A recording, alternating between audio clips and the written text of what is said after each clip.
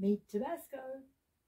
When the Stanley Park Zoo in Vancouver gave me Tabasco, an orphan raccoon, to look after, I was living in an apartment at the bottom of Simon Fraser University working on my degrees.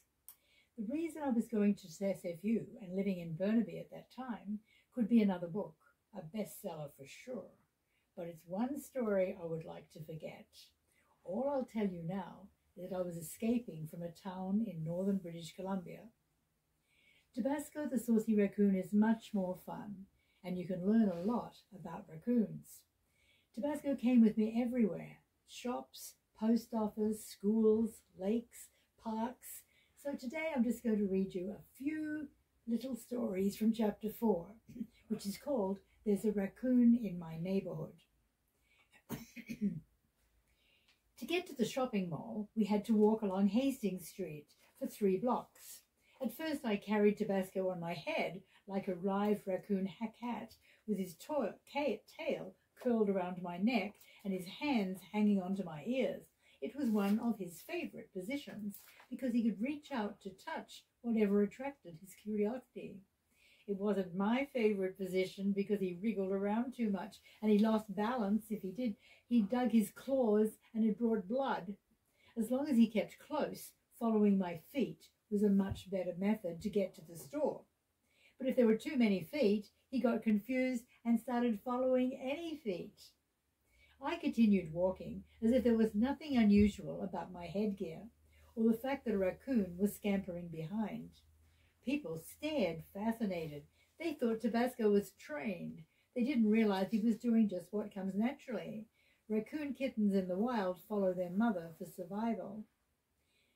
Kids often stopped us and asked excited questions. Is that really a raccoon on your head? Did you know there's a raccoon running along behind you? A raccoon, I'd echo in surprise. Sometimes they'd say, oh, it's stuffed. Or I'd say, it must be working on batteries.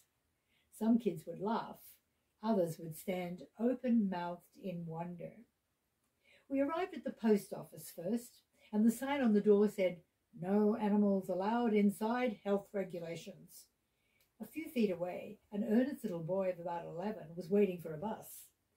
"Would you mind hanging on to this raccoon while I pop inside to get some stamps?" I asked sweetly, putting Tabasco into his startled arm before he could say no.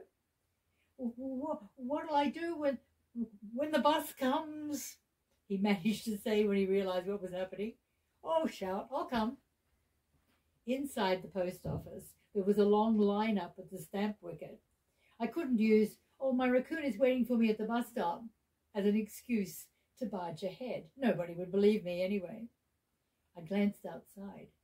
My raccoon sitter was standing with his arms locked, too scared to move, but totally awestruck. Tabasco was used to being passed around by people, and he was always more gentle with children than adults. He stayed where he was put. And then I saw the bus come. Half a dozen customers were still waiting in line ahead of me in the post office. I had no choice. I had to run outside to the street. "Thanks," I said, as if babysitting raccoons at bus stops was something that happened every day. I grabbed Tabasco, and the boy boarded his bus. I grinned. I wonder what he was going to tell his parents that night. And one more little section from that book. Oh, very important day. I took Tabasco to his big school, Simon Fraser University. He was nervous, like any new student. He kept so close to my heels on the way to the library from the parking lot that I trod on him twice. And he conked himself on the head when he tried to dive through a door without waiting for it to be opened. He almost broke the glass. He did break up 2 groups of sunbathing students reading on the lawn. Their schoolwork couldn't compete with a scampering raccoon. By the time we got to the ornamental pool at the university, Tabasco had a new bevy of admirers. But pride goes before a fall. Just as he was posing for one of the students' cameras at the edge of the pool, the photographer stepped forward for a portrait shot. The raccoon stepped backward and fell into the water. Instead of chasing the goldfish, as he would probably learn to do later, he clambered out immediately, turned around and gave a long look hard at that water. The students cheered and then went back to their books.